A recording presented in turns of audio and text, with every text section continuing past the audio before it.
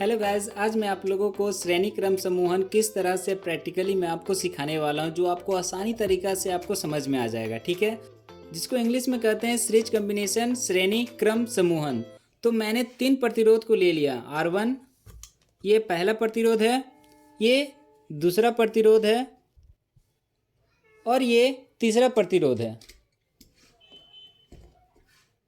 तो मैंने तीनों प्रतिरोध को आपके सामने ले लिया है। अब क्या करूंगा, मैं पहले प्रतिरोध के दूसरे सिरे को और दूसरे प्रतिरोध के पहले सिरे से मैंने क्या करेंगे, उसे कनेक्ट करूंगा।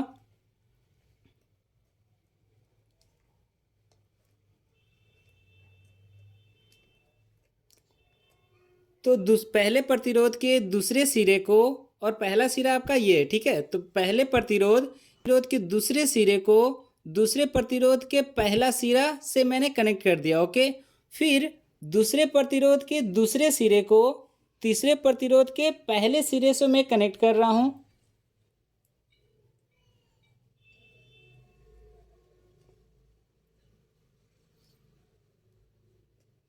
तो मैंने दूसरे प्रतिरोध के दूसरे सिरे को और तीसरे प्रतिरोध के पहले सिरे को कनेक्ट कर दिया। तो ये क्रम क्या कहलाया, श्रेणी क्रम समूहन। अब मैं इसे तीसरे प्रतिरोध को चालक तार से मैं तीसरे प्रतिरोध के दूसरे सिरे को मैंने चालक तार से कॉम्बिनेशन कर दिया है।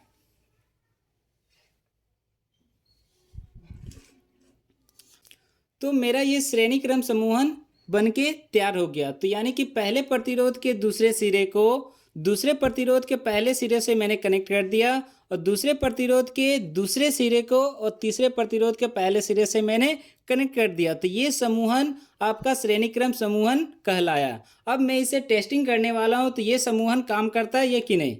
तो चलिए, मैंने एक स्विच बोर्ड ले लिया है। तो ये देखिए, मेरा जो श्रेणी क्रम समूहन है वो अच्छी तरीक़ा से काम कर रहा। ओके, यानी ये पहला प्रतिरोध है, ये दूसरा प्रतिरोध है और ये तीसरा प्रतिरोध है। ठीक है, तो ये तीनों प्रतिरोध अच्छी तरीक़ा से काम कर रहा। तो देखिए, श्रेणी क्रम समूहन में क्या होता है कि अगर एक उपकरण खराब हो जाएगा तो ये सब उपकरण क्या हो जाएगा, बंद हो जाएगा। तो चलिए, मैं इसको अब क्या कर रहा हूँ, खराब कर रहा हूँ। तो ये देखिए, पहला उपकरण मैंने इसे हटा दिया तो ये सब ऑटोमेटिक ही अपने से ही क्या हो गया, ऑफ हो गया। यानी कि श्रेणी क्रम समूहन में अगर घर को सजाया जाए तो एक उपकरण खराब होने से सब उपकरण क्या होगा, बंद हो जाएगा। ओके, तो ये हमारा श्रेणी क्रम समूहन जो है ये आपका इस तरह से आपको प्रैक्टिकली मैंने दिखा दिया। तो अब बताता हूँ मैं कि अगर घरों में श्रेणी क्रम समूहन को अगर सजा दिया जाए तो क्या हो सकता है। तो आपको पता है कि अगर श्रेणी क्रम समूहन में अगर घरों में उपकरण को लगा दिया जाए तो क्या होगा ना, कि अगर श्रेणी क्रम में अगर उपकरणों को सजा दिया जाएगा तो अगर एक उपकरण अगर खराब हो जाता है तो बाकी उपकरण क्या हो जाएगा, ऑटोमेटिक बंद हो जाएगा। तो मैं आपको करके दिखाने वाला हूं। तो एक उपकरण को मैं हटा दिया तो देखिए ऑटोमेटिक ये क्या हो गया, सभी उपकरण बंद हो गया।